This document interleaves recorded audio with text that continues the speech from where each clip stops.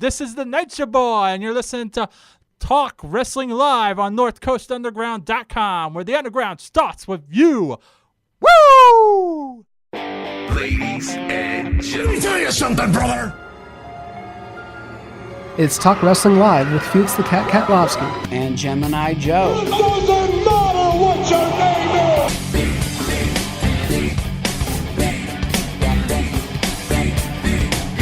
We heard rumbling. No. We heard rumors. Homicide. Comas. 5150 at LAX. Listen live on Mondays at 4 p.m. on NorthCoastUnderground.com. And follow us on Twitter at TWL 24/7. I'm in no mood for your wisecrack. Let's get it on. Gemini Joe back here with Felix the Cat. And it is time for the first New Japan Pro Wrestling report for Talk Wrestling Live. And now it's time for your New Japan Pro Wrestling report. Here exclusively on Talk Wrestling Live.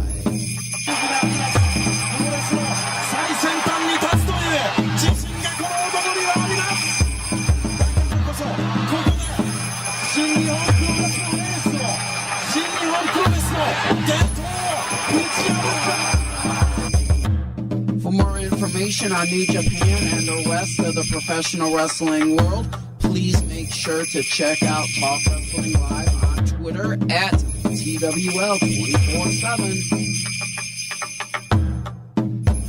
The New Beginning was basically 3 big events over the span of 8 days, and the huge story coming out of that is we have a new in New Japan Pro Wrestling IWGP Heavyweight Champion, and that is Switchblade Jay White. And think about the New Beginning name right there with Switchblade Jay White. You had Kenny Omega. He was the star of New Japan Pro Wrestling, the top foreigner in the promotion. I say foreigner, but you know, he's what? He from Canada or the U.S.? He's from Canada, so he was a foreigner as far as Japan goes. And now they don't have him anymore. That was their biggest star, in my opinion, in New Japan Pro Wrestling. Now he's over at AEW as an exclusive talent, and they had to invest in a new foreigner to be the face of their promotion, and that was Switchblade Jay White. So let's hear more about that, Gemini. I mean, as far as like domestically goes, you still look at their, Japanese talent, Hiroshi Tanahashi, Tetsuya Naito, Kazuchika Okada being the cream of the crop. But as far as globally and internationally here in the United States and stuff like that, Kenny Omega was the number one guy, even more so than the Young Bucks and Cody. And that's the thing about New Japan Pro Wrestling. They did it with Kazuchika Okada. When they want to strap a rocket on you and send you to the moon, they do it. And that's what they did with Switchblade Jay White, because as the Switchblade character, he's only been in New Japan Pro Wrestling, for a little bit over a year now. But in that year, he has defeated Kenny Omega. He has defeated Kazuchika Okada. And he has defeated, Hiroshi Tanahashi, among others. I think the only top guy he hasn't defeated is Tetsuya Naito, who may or may not be his first challenger. That remains to be seen. What route they go with that.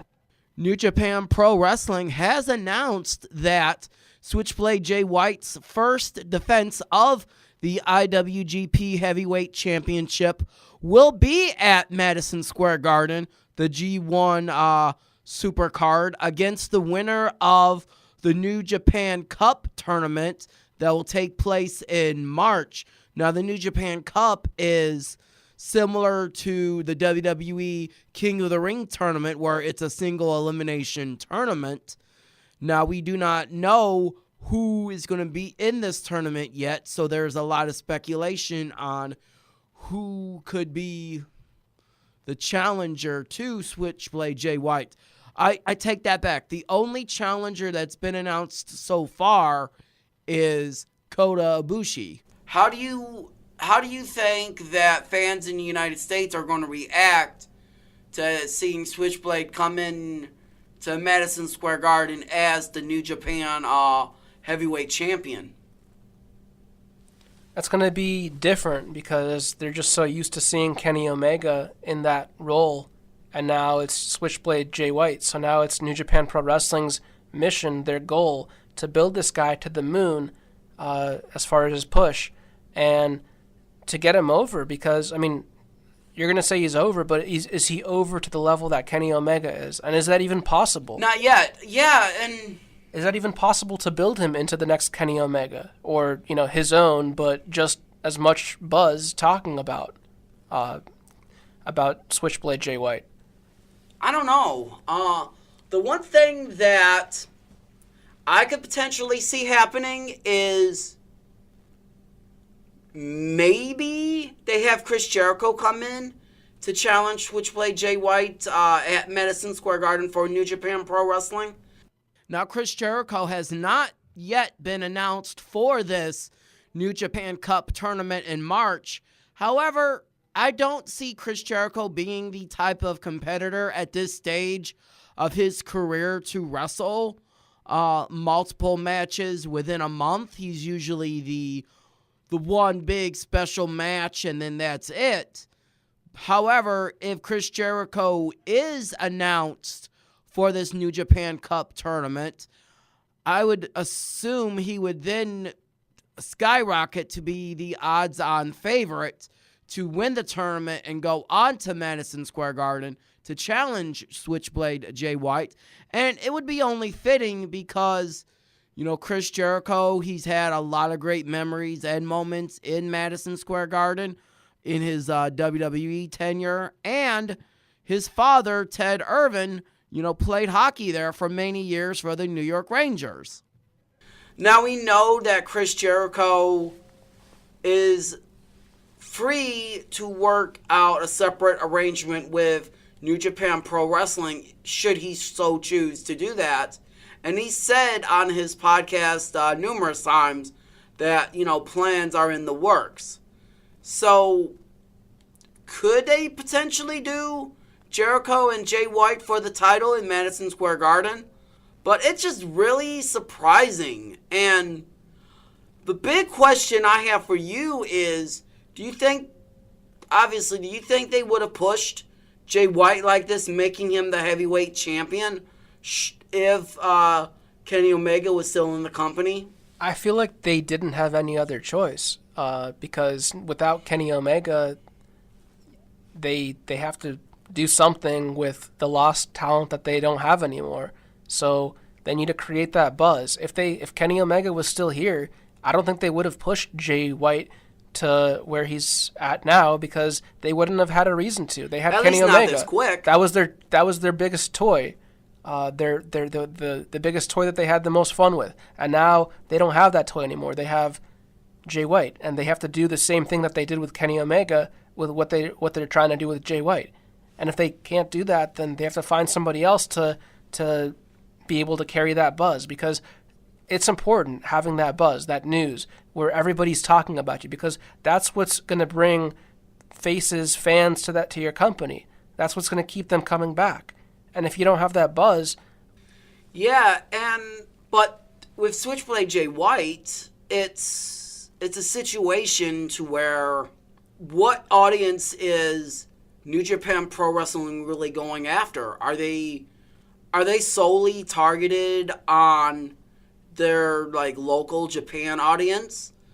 Because I think if they're trying to grow their Japanese audience, I think you should have kept the title on Hiroshi Tanahashi at least a little bit longer. I think they're trying to grow their North American audience. They are. They're trying to grow internationally, too. That's why they went to San Francisco. That's why they went to the U.S. in general. And then when they went to the U.S., they knew that they needed these foreigner talents that could speak English very well and clearly, and they can get over, because how are you going to get over if you can't speak the language and you can't get people to relate? I mean, okay, Shinsuke Nakamura, he's over, but he does a lot of, he has great wrestling style and everything, and maybe they do use stereotypes in WWE, but, they got him over in some way. Think about New Japan when they lost Shinsuke Nakamura, when they lost all those guys from the Bullet Club. Yeah, AJ Styles, Luke Gallows, Carl Anderson. That was a huge loss of talent, and they had to, regain that or keep that or, just put all that buzz into one guy, and that was Kenny Omega. Well, that's what happened with Kenny Omega, and that was very clear because Kenny Omega was the one that basically kicked AJ Styles out of the Bullet Club and sent him back in the WWE. And then with Nakamura left the company while he was still champion. So what they had to do was they had to strip Nakamura of the title, and then it was Kenny Omega who won the vacant title after Nakamura gave it up. So, yeah, and you know what? That's how wrestling has been since the beginning of time. You have guys that become big stars in a territory or a promotion, and they move on, and it's always about the next guy. But think about what AEW is doing. I mean, they're not just going to be talent rating WWE. They're going to be looking at Ring of Honor. They're going to be looking at Impact Wrestling. They're going to be looking at New Japan Pro Wrestling. New Japan Pro Wrestling, they got Jay White. What happens when they take Jay White? What happens when they take, name me another top guy in New Japan Pro Wrestling that a lot of people want to see in AEW? What's going to happen then? There's a lot of them. Kazuchika Okada is an interesting... Kazuchika Okada, yeah. He was at All In, too. He had that match with Marty Scurll. The Rainmaker. Yeah.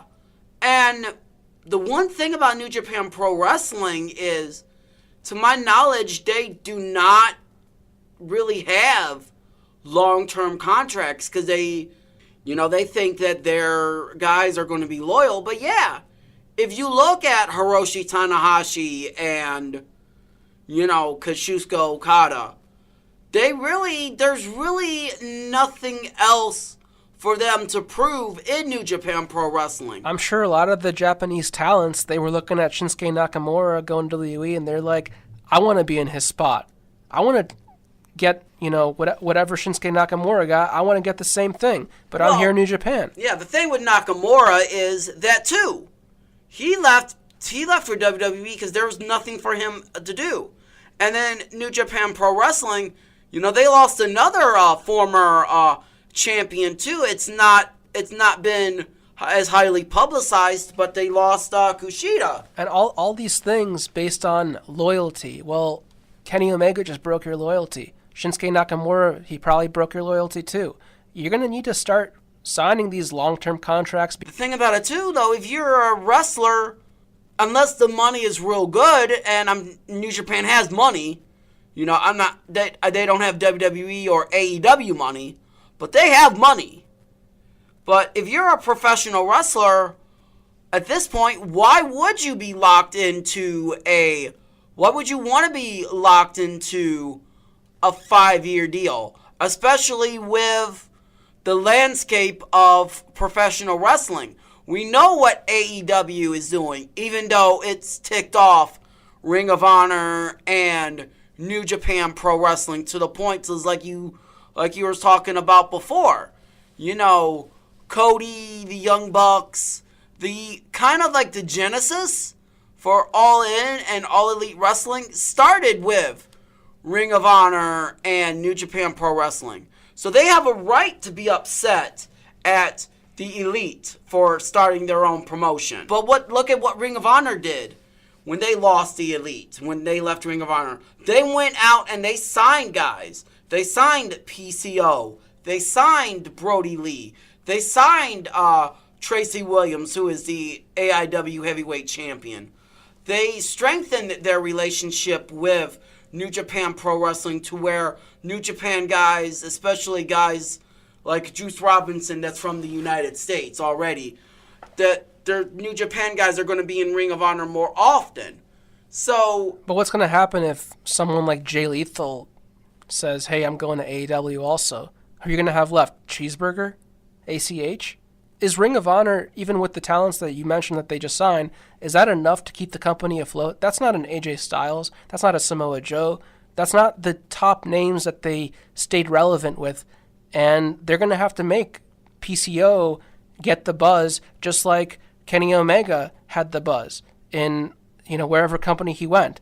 Now Ring of Honor is going to have to turn their current stars into something where, they're not an afterthought. That's what every promotion has to do. They have to make sure, like, if they lose a talent, they have to make sure that the next guy is ready to take his spot. It's nothing new than what the WWF did in the mid-'80s. It's called artisan repertoire, Bring me Elvis Presley. Who is Elvis Presley 10 years later? Then bring me someone like Elvis Presley. Who is Elvis Presley? That at that point, he's irrelevant at that point. So you just got to keep on creating those names. Otherwise, you're going to end up like WCW, where it's like you just keep on pushing Hulk Hogan, and then he walks away, and you have nothing to offer, and then you have to rebuild everything from the drawing board. And when so many talents leave all at once, that's when you're really screwed. Yeah, and Ring of Honor, they don't have the buzz of. They don't have the buzz like they had when they had the Elite there. Kenny Omega, Cody, the Young Bucks, all part of the company. And the reason I blame for Ring of Honor, they have nobody but themselves to blame, because Sinclair Broadcasting, huge company, but they're not investing pretty much anything into Ring of Honor. They put them on in these unorganized TV deals where it's on at one time over here and then it's on another time over here, and it's not a centralized actual TV time slot. You need to have a standard time slot, otherwise it's just a puzzle. It's a jigsaw puzzle, and that's not good, because then the news is coming out here, the news is coming out there, and it's not organized. Well, the two things about that, though, is it's in different markets. They're on the same time every week, but just different times in different cities. Right, but that's not going to work. You need Sinclair Broadcasting to say, hey, we own the tennis channel. What have we been doing with it? Are we doing nothing with it? Then we need to rebrand that channel, build it into something that people are going to be watching at the same time wherever you are, and that way you're going to have an organized TV time slot. Then what you do, well, Ring of Honor is still a 1-hour show. Do you think they can go 2 hours every week? They definitely could. So why has Sinclair Broadcasting been treating them like a redheaded stepchild all this time? How long have Sinclair Broadcasting, this huge conservative media network, how long have they owned Ring of Honor, and what have they been doing with it? 2011. You get in what you put out, and really, in my opinion, Sinclair Broadcasting, they never put anything into it. So I agree. Yeah, I agree with you there. I think Ring of Honor, their success is almost coming in spite of Sinclair. But the thing is, at least until October, you can't get WWE on regular TV. You can't get Impact Wrestling on regular TV. You can't get AEW on regular TV. But what you can get on regular TV, granted it's not NBC, ABC, CBS, or Fox, you can get Ring of Honor in a lot of markets on regular TV. Granted, it's on I think in like the Cleveland market, it's on like the Charge station. But think about how that comes off on Twitter. Okay, so the first fans get to watch it. Now all the news is up on Twitter. All right, well, why do I need to watch this show now if the news already came out? But it's not a live show to begin with, so I think people who go watch spoilers, they're already going to know. But it's not a spoiler. It came out in this market, but now it is a spoiler to this other market. So, I don't know. It just doesn't seem organized, and that's the problem with Sinclair Broadcasting and their TV time slots. It's great that they have so many markets, but it's like somebody has dyslexic. It's like a dyslexic disorder kind of thing. The news is coming out at different times, but it's not organized. You're the gatekeeper, right? You're the gatekeeper. You decide when that news comes out, how it comes out. Ring of Honor, Sinclair Broadcasting, they don't seem to care. They seem, okay, well, we'll just have this happen in this market at this time. We'll just have that happen at that market at that time, and there's nothing organized. But that's how syndication has always been. Sinclair Broadcasting is a syndicated station, and there's also like time zone things and something like that. Right, but even SmackDown, for the most part, it aired at the same time, unless there was a baseball game, unless there was a baseball. But besides that, it would always happen at the same time, and you would know where to watch it at. Over here with Ring of Honor, I'm like, they're being treated like a rerun of Family Guy. Yeah. So you'll get it from like would it benefit Ring of Honor to go live or to go on the same time every week? Of course it will. But you know what? That's where Ring of Honor fans, and a lot of people, it doesn't get publicized, but you can go, and I think you can go, I'm not sure exactly when they load it, but you can go on Ring of Honor's website and watch their weekly TV show. I believe they put it, I have to look into it for next week, but you can watch the show on the website, and I believe they put it up around the same time of its first airing in syndication. Because I know when I searched through it, they're like air date has like a Friday listing. And I know in the Cleveland area, it airs on a Sunday night, but you can also watch it on the Fight app on Monday, right before Monday Night Raw, if you so choose. So, with Ring of Honor, you're exactly right. Whatever their success they're getting, and they are getting success. I mean, are they on a WWE level or even an All Elite Wrestling level as far as buzz? No. But, they're still putting on great wrestling. And that's the great thing about the way wrestling is going nowadays with the whole, the whole technology age. If there's great wrestling, fans are going to be able to watch it. You don't need to be on at the same time every week necessarily. If you have great wrestling, fans are going to watch your show no matter when it's on. They're going to work to get it if they feel it's worth watching. But at the end of the day, it's still a business, and if you want to keep the buzz, you need to organize it yourself, and you need to have a standard actual time when you come on. And if you're not, then you're not controlling when your news comes out. You're not really a gatekeeper. You have the title, but you're not really doing anything. You're just like, oh, I'm just going to let this happen in that market, and we're going to post on Twitter about it, and then it's going to spoil everything for the other market. It doesn't seem like you're really being a good gatekeeper and controlling when your news comes out.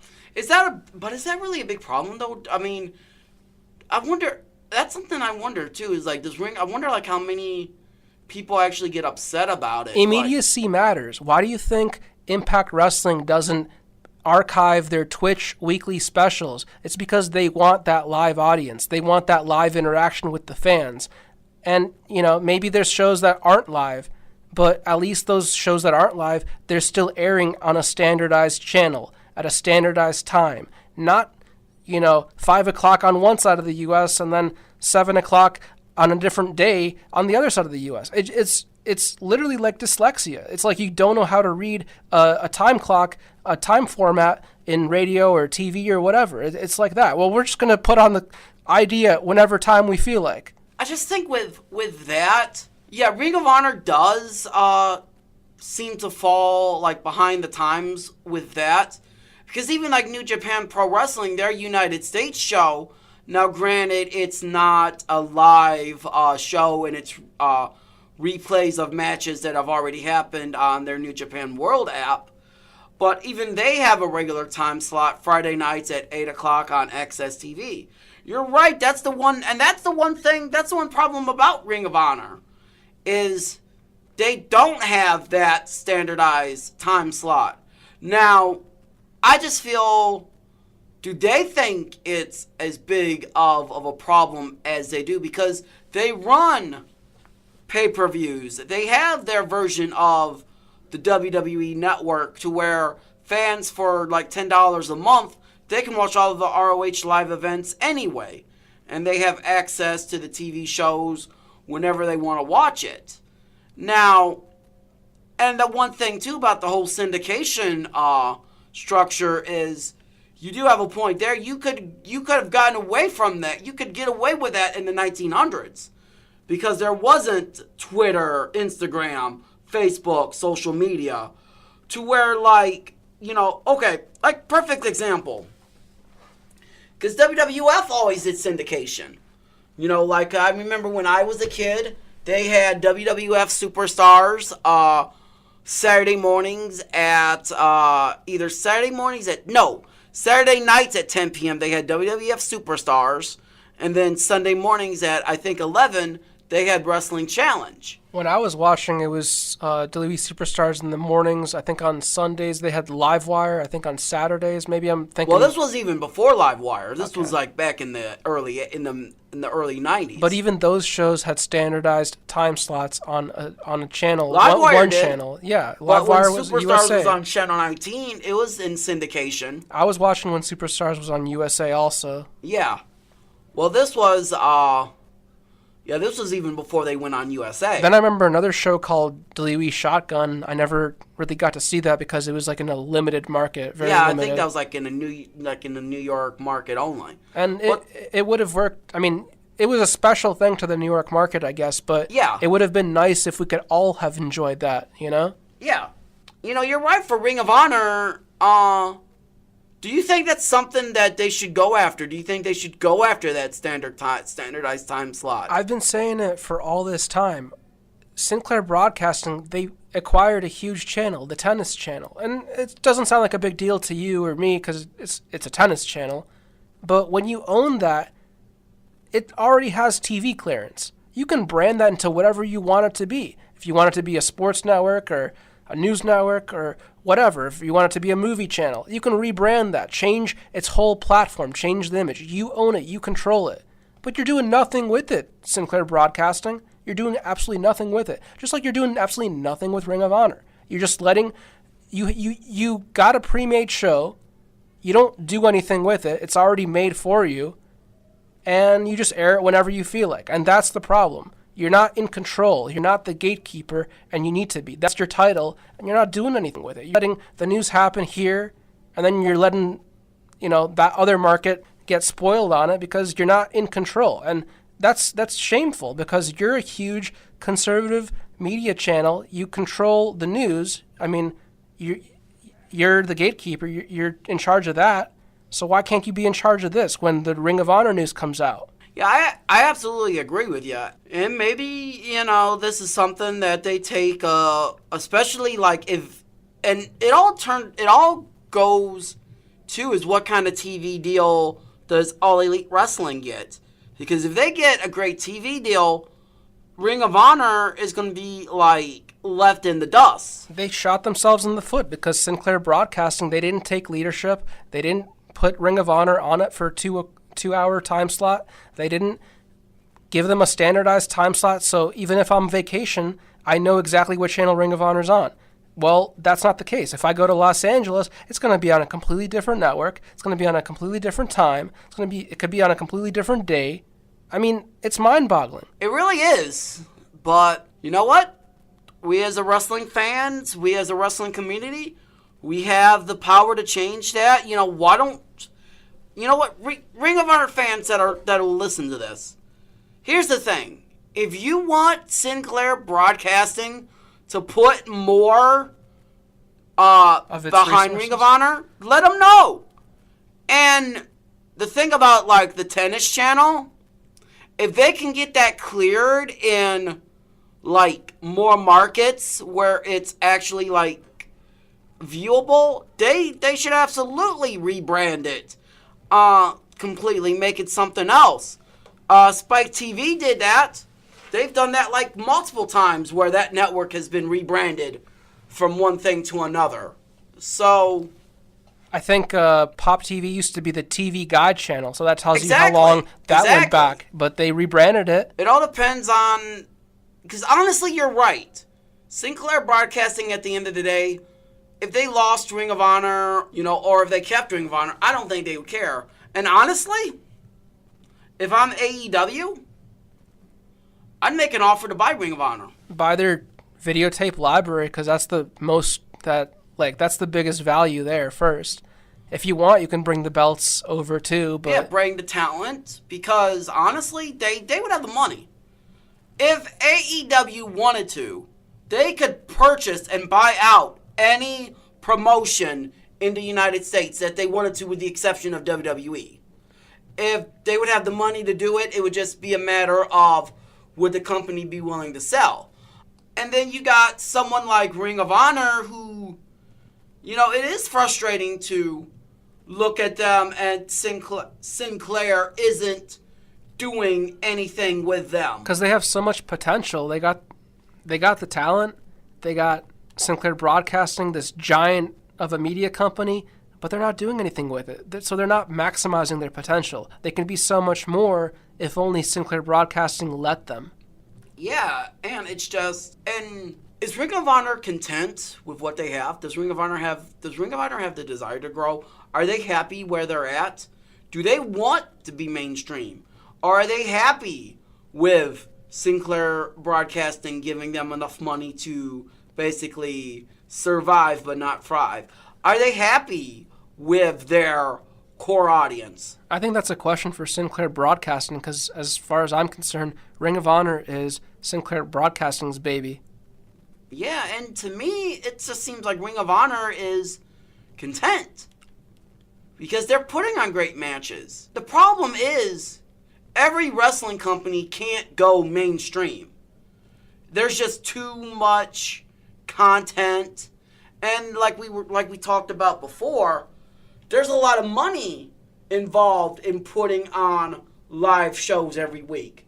That's why WWE is really the only ones that can do it. You know, not every company can go mainstream. WWE has made it work, but, and this at the same time, they've also kind of alienated their hardcore fan base to where they're actually looking for other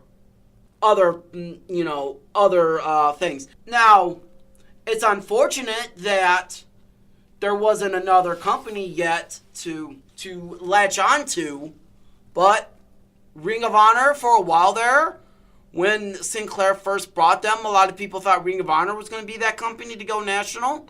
That hasn't happened. But the great thing about professional wrestling is if you don't like one company, there's always another company that's going to put out something different, and there's a chance that you will enjoy that. And something that both Ring of Honor and New Japan Pro Wrestling fans will most likely enjoy this weekend is the annual Honor Rising Japan shows coming up this Friday and Saturday at 4:30 in the morning Eastern Standard Time here in the United States.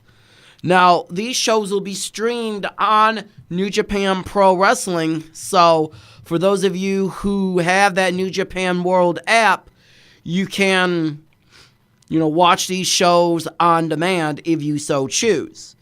So, the first show coming up this coming Friday will be headlined by a all-star six-man tag team match, as you have the all-star team of the Ring of Honor World Champion Jay Lethal, who is coming up very close to becoming the longest reigning Ring of Honor champion and the champion with the most title defenses. So pretty soon you can argue that Jay Lethal might even be the greatest Ring of Honor World Champion of all time. And that's insanity to think that you've had guys like Samoa Joe, Daniel Bryan, Nigel McGuinness all hold the Ring of Honor Championship, including Kevin Steen at the time. He's Kevin Owens now, of course. But even Kevin Steen, he had a great reign as Ring of Honor champion, a reign of terror, so to speak. So you have the Ring of Honor World Champion Jay Lethal teaming up with the two greatest domestic wrestlers in New Japan right now, and that, of course, being Kazuchika Okada and Hiroshi Tanahashi, and they will be taking on the team of the Ring of Honor six-man tag team champions, and that is, of course, the Kingdom. The Kingdom is TK O'Ryan, Vinny Marseglia, and the so-called real Ring of Honor World Heavyweight Champion, Matt Taven. Now, for those of you who don't know, Matt Taven is walking around with a fake Ring of Honor World Championship because he has felt that he should have defeated Jay Lethal sometime late last year, and because of that, he is staking claim to being the Ring of Honor champion, even though he's not recognized, of course. And by the way, that is going to be a non-title match, so pretty obvious that it's going to be a win from Lethal, Okada, and Tanahashi. But you never know. Matt Taven could pin Jay Lethal because it looks like sooner or later, I don't know if they're going to do this at the anniversary show or perhaps even at the G1 Supercard at Madison Square Garden. It seems that Matt Taven is going to have a match with Jay Lethal to finally, settle this controversy on who is the real Ring of Honor World Champion. So getting to actual titles that will be defended on this show, it'll be the Ring of Honor World Television Championship match as the current champion, Jeff Cobb, will defend against former multiple-time, never open-weight champion from New Japan Pro Wrestling, Hiroki Goto. Now, this match was scheduled to take place earlier this year for the New Japan Pro Wrestling United States cards. However, Hiroki Goto was not able to make it to the United States because of his visa issues. He wasn't able to get a visa to the United States because of the government shutdown last month, and the less I say about that, the better. So in another title match, and this match I'm really looking forward to, it's going to be the first title defense of the new New Japan Pro Wrestling never open-weight champion. That is, of course, the aerial assassin, Will Ospreay. And he will be taking on the former Ring of Honor World Champion, Dalton Castle. Now, for those of you who are not familiar with Will Ospreay, just picture the Australian, New Zealand version of Ricochet. For those of you who don't know, Ricochet, made his debut on Monday Night Raw and SmackDown Live this week. So if you look at Will Ospreay, his style is very similar to Ricochet. And then in the final, which will actually be the first championship match of the evening, it is going to be a title defense of the never open-weight six-man tag team championship from New Japan as the champions Rizuki Taguchi teaming up with Toru Yano and Togi Makabe. They're going to be taking on the team from Ring of Honor consisting of Cheeseburger, Delirious, and Colt Cabana. Well, folks, seeing that how five of these guys are comedy wrestlers, I think this is going to be a comedy match for the most part until Togi Makabe gets in there and tries to kill somebody. So I think that's how that match is going to go. And then in other interesting action, you're going to see a very interesting tag team match as the team representing the Bullet Club, that being the IWGP Junior Heavyweight Champion, Taichi Ishimori, he's going to be teaming up with Robbie Eagles, and they're going to be taking on the tag team of Jonathan Gresham, really impressive Ring of Honor wrestler. We talked about how you need to search out, great, Ring of Honor matches. Just check out Jonathan Gresham's match with Zack Sabre Jr. back from Final Battle last year. And he's going to be teaming up with the legend, Jushin Thunder Liger. Now, this match is happening basically because Taichi Ishimori will be defending his IWGP Junior Heavyweight Championship against the legend, Jushin Thunder Liger, at the New Japan Anniversary Show in March. And we'll have more about that in the upcoming weeks. And then in opening action, you're going to see Zack Sabre Jr. take on Shoto Umuna. I'm sorry, I'm missing these names. And then you're going to have in the opener, Marty Scurll taking on Ren Narita. So again, that card is going to be Friday morning at 4:30 a.m. Eastern Time. So if you work first shift, maybe check out some action as you get ready for work. If you don't want to get up at 4:30 in the morning, I don't blame you. So you can always check this out, on demand on the New Japan World app. And I believe Ring of Honor will have this show on their Honor Club app as well, even though I'm not 100% sure. So the second night of this Honor Rising Japan tour is going to be on Saturday morning at 4:30 a.m. And the double main event for this show, it's going to be a show of tag team title matches, as in the main event, the Ring of Honor World Tag Team Champions, the Briscoe brothers, Mark and Jay, probably the greatest tag team in Ring of Honor's 17-year history. They've been in Ring of Honor, since the first show, and they've never left. They never went to work for any other major promotion. They stayed in Ring of Honor. Now, of course, they did have dark match, tryout matches with WWE, and I'm sure as soon as WWE can find those, I'm sure they'll be more than happy to throw those matches on the WWE Network in their Hidden Gems collection. So you're going to see the team of Mark and Jay Briscoe defend the Ring of Honor Tag Team Championships against the team of, as they're being called in Ring of Honor, Fin Juice. And that is the team, of course, represented in the stable Lifeblood.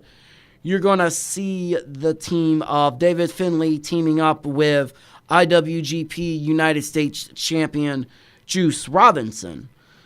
So that match is going to be for the tag team titles.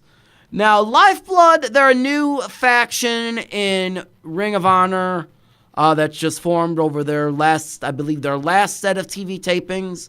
And I, from what I understand, that it also includes Mark Haskins, a great European wrestler prospect, Bandito, and then the current AIW heavyweight champion, Hot Sauce Tracy Williams. Now, Hot Sauce Tracy Williams was supposed to be on this card as well in some shape or form. However, he was not able to get his visa to go work over in New Japan Pro Wrestling for that weekend, for this coming up weekend. I don't know if that has something to do with the government shutdown, so I'm not going to speculate as to why. But,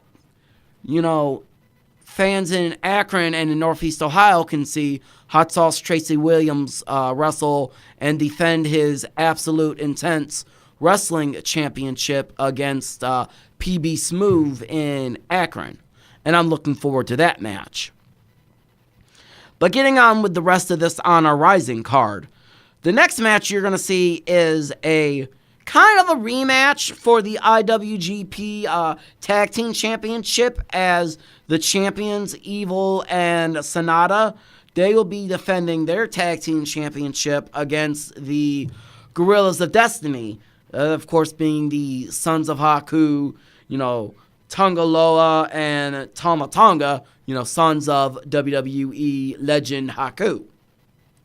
This is kind of a rematch because going back to Wrestle Kingdom on January the 4th, the Guerrillas of Destiny were the defending tag team championship. However, they lost those titles in a three-way match that included Evil and Sonata and the Young Bucks, who, of course, are no longer with New Japan Wrestling, at least for now. So, Evil and Sonata are giving the Guerrillas of Destiny their rematch, and I think I speculated a little earlier that we might see a Jay White versus Tetsuya Naito feud down the road. And this could be the start of a LIJ versus, Bullet Club feud, or at least a rekindling. Of course, Bullet Club is, not what we remember as the Bullet Club, since all of the elite members are no longer in Bullet Club. They're in AEW.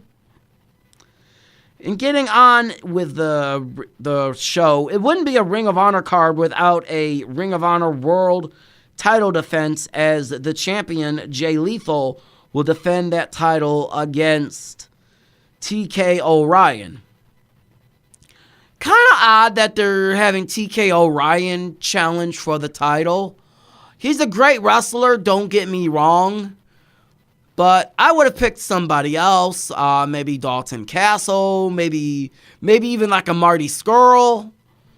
So, obviously, Jay Lethal is most likely going to retain the championship here on Saturday. I don't see TK O'Ryan winning the championship. However, I do see this leading to the eventual Jay Lethal versus Matt Taven match, and who knows, that could be set up for the G1 Supercard at Madison Square Garden.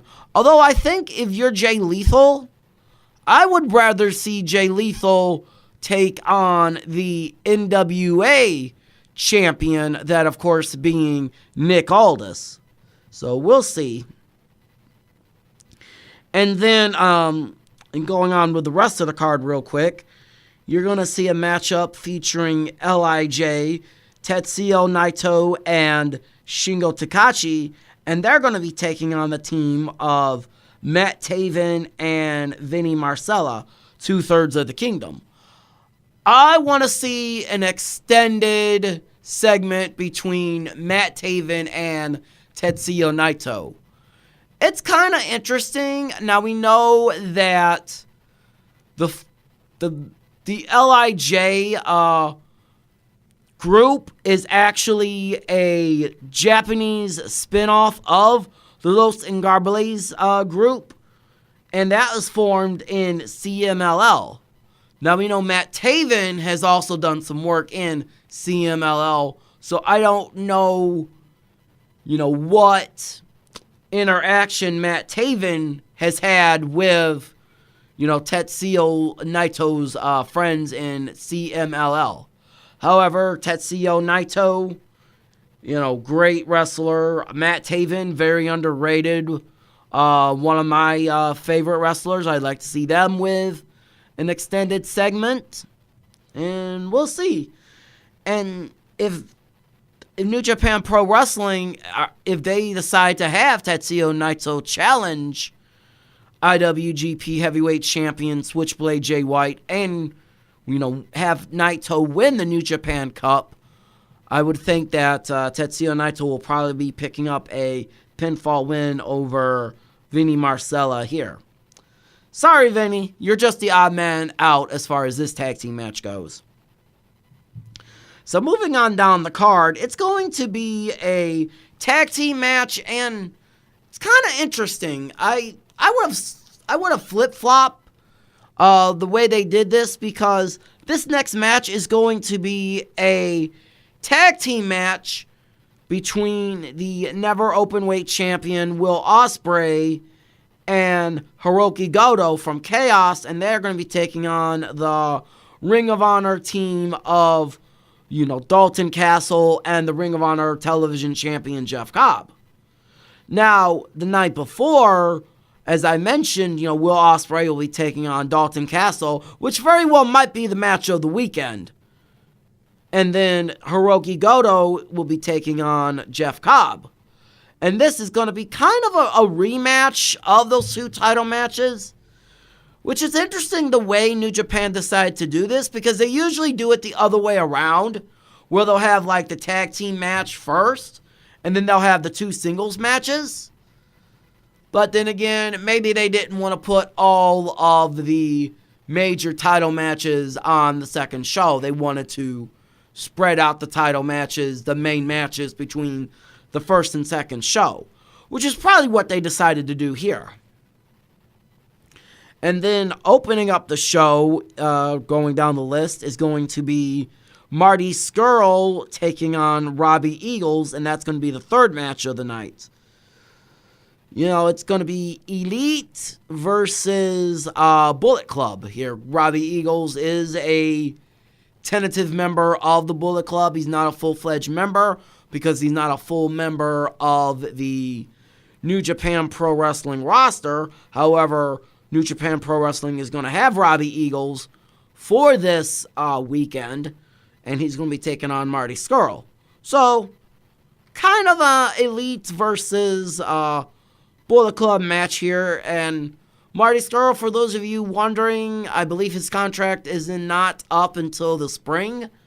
I know he's got a match. I'm not going to say exactly what it is because I don't think they've announced it on television.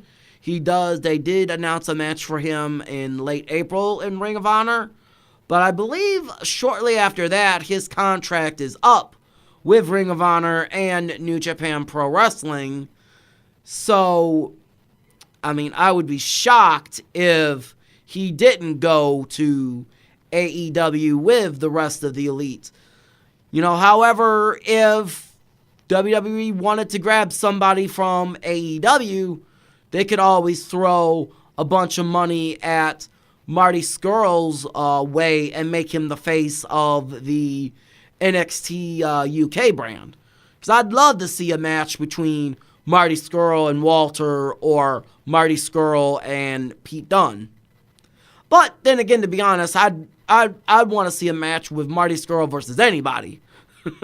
He's one of my favorite wrestlers. And then in the second match of the night, it's going to be a tag team match playa, although Teddy Long will not be on this card. At least I hope not. As the team representing Suzuki-gun, that being Taka Michinoku and Zack Sabre Jr., they're going to be taking on the team of Jonathan Gresham and Toru Hanre. I apologize, New Japan fans. I'm probably going to get blasted for not knowing how to pronounce these names, but, you know, that's what it is. So, I'm looking forward to this match because we're going to get to see Jonathan Gresham and Zack Sabre Jr. in the ring again, and that's always the good thing, as their match at Final Battle was arguably the match of the night. I personally liked the Ladder War better back at Final Battle 2018, but for a lot of Ring of Honor fans, this was the match of Final Battle, and of course, Zack Sabre Jr. picked up the win over Jonathan Gresham that night. So we'll see if the octopus, human octopus, is that... I'm not sure exactly what he calls himself, but we'll see if Jonathan Gresham picks up the win here to kind of even the score. And then in the opening contest, we are going to see a 6-man tag team match as the Ring of Honor team featuring Cheeseburger, Delirious, and Colt Cabana, they take on the team of, once again, I apologize, I'm going to do the best I can, Yota Tajuchi, Ren Narita, and Shoto Umina. So that's going to be your opening 6-man tag match. Will the team of Cheeseburger, Delirious, and Colt Cabana go into this match as not Ring of Honor, but will they go into this match as the IWGP 6-man tag team champions? I highly doubt it. It's possible, but I don't see the 6-man tag team championships changing the night before. So that's a rundown of the shows coming up this weekend, this Friday, and this Saturday. Once again, if you want to watch these shows live and not get spoiled on the internet, you can tune in to the New Japan World app at 4:30 in the morning, or you can watch on demand. Your choice. I don't know if these two shows on their own is worth watching the whole shows live, but there are definitely some great matches to check out for sure. So that has been your New Japan Pro Wrestling report. I know we did throw in a lot of Ring of Honor talk and basically threw Sinclair Broadcasting under the bus, but they right now Sinclair Broadcasting, they're the biggest supporter of Ring of Honor financially, but they may be one of the things that are holding Ring of Honor back the most. Well, let us know what you think about New Japan Pro Wrestling, Ring of Honor. Do you like the New Japan Ring of Honor joint cards? Do you think that New Japan should try to work with All Elite Wrestling? Do you think Ring of Honor should try to work with All Elite Wrestling? Or do you just want to see these promotions stand on their own 2 feet? I mean, there's people that reached out to us on social media and said, hey, I want to see what these promotions can do standing on their own 2 feet. Which I guess is the fair point, but, if you watch these shows, let us know at TWL 24/7 on Twitter what matches you like the best, and we will have a recap of these 2 shows this coming up Monday live on northcoastunderground.com, where the underground starts with you. Monday at 4 p.m. Eastern, myself along with Felix the Cat will be live in our NCU Talk Wrestling Studios in Valley View, Ohio. And if you don't like listening to us in podcast form, listen to the live show. It's a lot of fun. Well, that about wraps it up for this report. I am Gemini Joe for Felix the Cat. We will see you on Monday on northcoastunderground.com, where the underground starts with you. Enjoy your weekend of professional wrestling. You've been listening to Talk Wrestling Live. Listen live on Mondays at 4 p.m. on northcoastunderground.com. And follow us on Twitter at TWL 24/7. Goodbye and good night, bad. Rest in peace.